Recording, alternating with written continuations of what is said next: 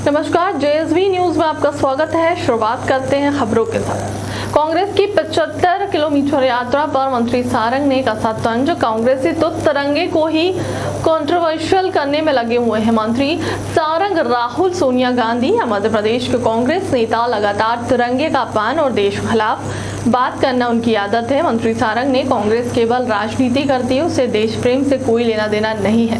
मंत्री सारंग आतंकियों को संरक्षण देने और पाकिस्तान परस्ती में कांग्रेस आगे रहती है। मंत्री सारंग ने कांग्रेस विधायक आरिफ मसूद के कार्यक्रम पर मंत्री सारंग ने साधा निशाना। देश के शहीदों को धर्म में बांटना दुर्भाग्यपूर्ण है। मंत्री सारंग कांग्रेस विधायक इस प्रकार के बयान देकर तुष्टीकरण की राजनीति कर रहे हैं। मंत्री सारंग कोई भी देश प्रेमी देश के लिए सर्वोपरि है, हम उसका धर्म नहीं देखते। मंत्री सारंग देशभक्त में धर्म देखना गलत है, दुर्भाग्यपूर्ण और निंदनीय है। मंत्री सारंग देश के शहीदों को धर्म में बांटने से आने वाली पीढ़ी में गलत संदेश जाएगा। मंत्री सारंग ने प्रदेश में कोरोना स्थिति पर कहा कि पिछले 24 घंटे में 6,830 टेस्ट किए गए हैं, जिनमें से 159 पॉजिटिव किए गए हैं। उन्होंने कहा कि वर्तमान में 1379 एक्टिव केस हैं और स्थिति नियंत्रण में है। मंत्री सारंग जो भी संक्रमित हुए हैं उनको हॉस्पिटलाइजेशन की जरूरत नहीं पड़ रही है। उन्होंने कहा कि निर्देश पर हर व्यवस्था को चुस्त दुरुस्त किया गया है। अरे ये तो तिरंगा का विरोध कर रहे हैं। कांग्रेसी तो तिरंगे को ही कंट्रोवर्शियल करने में लगे हैं।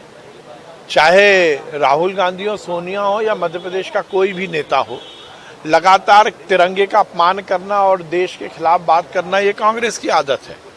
अच्छी बात है वो तिरंगा यात्रा निकाले। हम तो माननीय मोदी जी ने तो आह्वान किया है कि देश के हर व्यक्ति को तिरंगे से जुड़ना चाहिए, अपने घर में हर घर में तिरंगा लगे, ये हमारा अभियान है।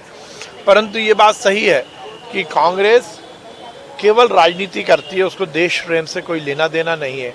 आतंकवादियों को संरक्षण देने की बात हो, पाकिस्तान परस्ती की बात हो, उसमें कांग्रेस आगे रहती है। सर, आरिफ मसूद जो है यही आ जाता है, जब हम हमारे शहीदों को धर्म में बांटेंगे, देश की व्यवस्था को धर्म और जाति में बांटेंगे, तो फिर आप मानसिकता समझ सकते हो।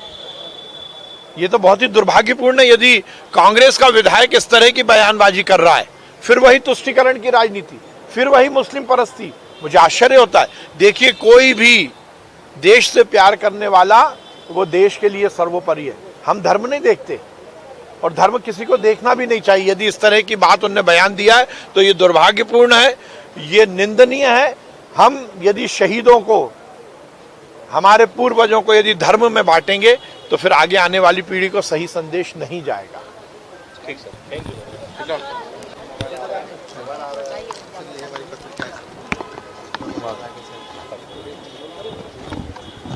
सर, एक तो सबसे बड़ी बात है कि आज कल नीति आयोग की बैठक में सीएम साहब ने कहा है कि जो अर्थव्यवस्था को मजबूत बनाने के लिए 550 बिलियन का जो है निवेश करा जाएगा।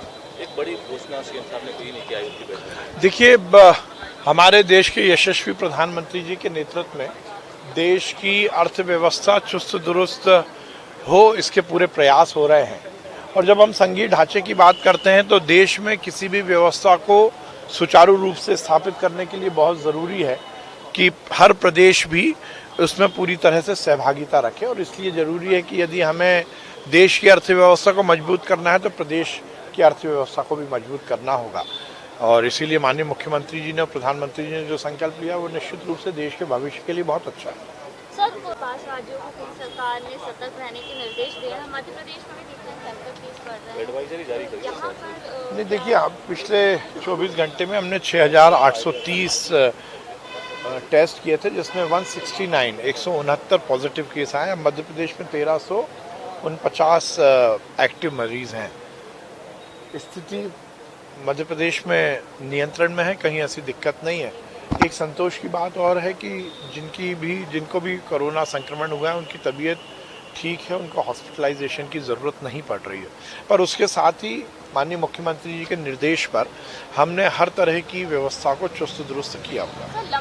फिलहाल के लिए अब तक की खबरों में इतना ही। देश दुनिया की तमाम खबरों के लिए बने रहें जेएसवी न्यूज के साथ। नमस्कार।